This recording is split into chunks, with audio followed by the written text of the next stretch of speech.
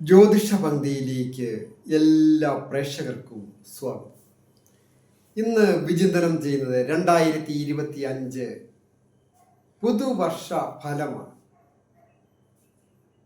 അത് മകം നക്ഷത്രക്കാർക്ക് വന്നു ചേരാവുന്ന ഭാഗ്യാവസ്ഥകളെ കുറിച്ചാണ് ചിന്തിക്കുന്നത്. മകം നക്ഷത്രം ചിങ്ങം രാശിയാണ്. ചിങ്ങം രാശിയിൽപ്പെട്ട മകം നക്ഷത്രക്കാർ പോയ 2024 വർഷത്ത് പല വിധത്തിലുള്ള ക്ലേശങ്ങളും ദുഃഖങ്ങളും ദുരിതങ്ങളും അനുഭവിച്ച ഒരു നക്ഷത്രമാണ്. പ്രധാനമായിട്ട് കണ്ടകശനിയും അതുപോലെ തന്നെ 10ലെ വ്യാഴം ദൈവാധീനമൊക്കെ ഉണ്ടായിരുന്നു. എങ്കിലും ദുഃഖങ്ങളും ദുരിതങ്ങളും പ്രയാസങ്ങളും ഭാഗ്യങ്ങൾക്ക് തടസ്സങ്ങളും മാത്രമാണ് കൂടുതലായിട്ട് ഉണ്ടായിരുന്നു. അങ്ങനെയുള്ള ഒരു വർഷം വിട്ടുമാറി 2025 മകം നക്ഷത്രക്കാർക്ക് അപ്രതീക്ഷിതമായ വിജയങ്ങളും നേട്ടങ്ങളും കൊണ്ടുതരാൻ പോകുന്ന ഒരു വർഷമാണ്. ഞാൻ ഹരികുമാർ, ദേവി ജ്യോതിഷാലയം, കാവുംപടി, മണർകാട്, കോട്ടയം.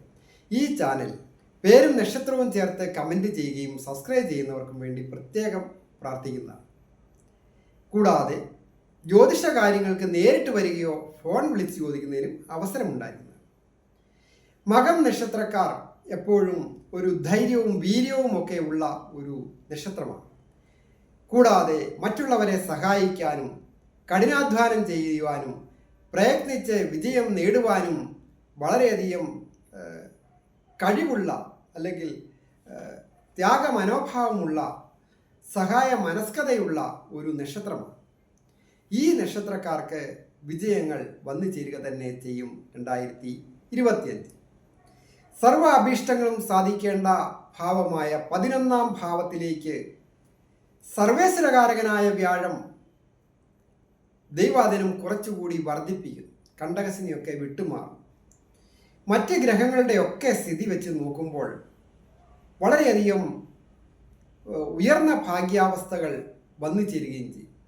രാശ്യാധിപൻ്റെ ഉച്ചസ്ഥാന സ്ഥിതിയും അതുപോലെ തന്നെ തൊഴിൽ സ്ഥാനത്തിൻ്റെ അധിപനായ ശുക്രൻ്റെ ഉച്ചരാശി സ്ഥിതിയും സ്വക്ഷേത്ര സ്ഥിതിയും അപ്പോൾ ചന്ദ്രനോടൊക്കെ യോഗം ചെയ്യുകയും വ്യാഴം ചന്ദ്രനോട് യോഗം ചെയ്യുകയും ഒക്കെ ചെയ്യുമ്പോൾ പല മാസങ്ങളിലും ആഴ്ചകളിലും ഒക്കെ ശരഭയോഗവും അതുപോലെ മറ്റ്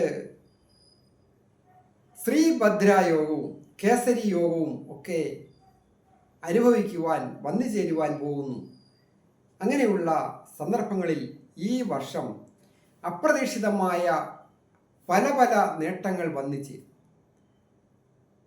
അത് ആരോഗ്യപരമായിട്ട് പൊതുവെ തൃപ്തികരമായി.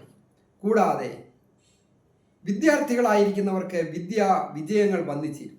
വിദ്യാർത്ഥികൾ എന്ന് പറയുമ്പോൾ ചെറിയ ക്ലാസ്സിൽ പഠിക്കുന്ന കുട്ടികൾ മാത്രമല്ല, ഉയർന്ന ക്ലാസ്സുകളിൽ ഡിഗ്രിക്കും അതിനും ഉപരിയായിട്ട് സാങ്കേതിക വിദ്യാരംഗത്തും മെഡിക്കൽ രംഗത്തുമൊക്കെ പഠിക്കുന്ന വിദ്യാർത്ഥികൾക്ക് നല്ല വിജയങ്ങൾ വന്നു. പഠിച്ചിറങ്ങുന്ന വിദ്യാർത്ഥികൾക്ക് ജോലിക്കായിട്ട് ശ്രമിക്കുന്നവർക്ക് ടെസ്റ്റുകളൊക്കെ എഴുതി പാസ്സാകുന്നതിനും ഇൻ്റർവ്യൂവിൽ പാസ്സാകുന്നതിനും യോഗം.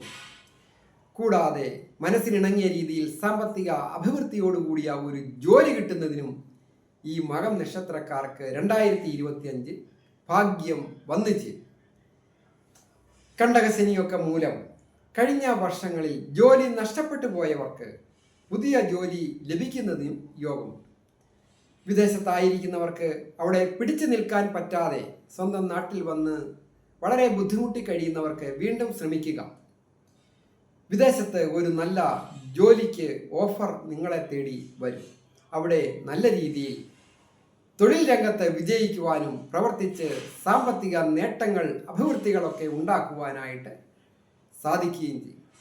അതുപോലെ ദമ്പതികളായിട്ടുള്ളവർക്ക് അഭിവൃദ്ധിയുടെ കാലമാണ്.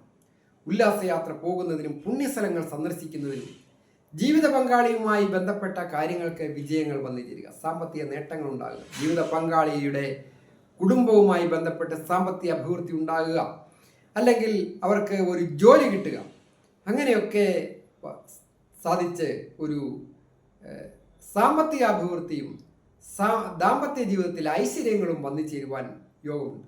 പുതിയ ഗൃഹം നിർമ്മിക്കുന്നതിനോ ഉള്ള ഗൃഹം പുതുക്കിപ്പണിയുന്നതിനോ വാഹനം വന്നു ചേരുന്നതിനും അങ്ങനെ നിരവധി കാര്യങ്ങൾക്ക് യോഗമുണ്ട്. കൃഷി കാര്യങ്ങളിൽ ഏർപ്പെട്ടിരിക്കുന്നവർക്കായാലും വിജയം വന്നു ചേരും. ബിസിനസ് രംഗത്ത് നിൽക്കുന്നവർക്കും വിജയങ്ങൾ വന്നു ചേരും.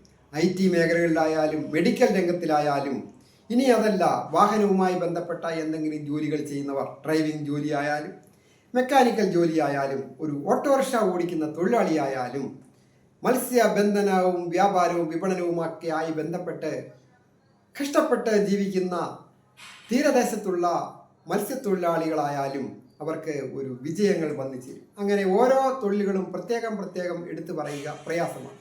എങ്കിലും പൊതുവെ ഈ നക്ഷത്രക്കാർക്ക് അഭിവൃദ്ധിയുടെ കാലമാണ്.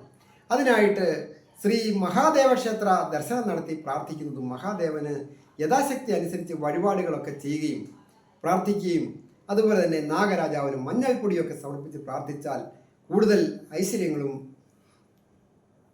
വിജയങ്ങളും വന്നു ചേരും. എല്ലാവർക്കും നന്മ വരുവാനായിട്ട് പ്രാർത്ഥിക്കും.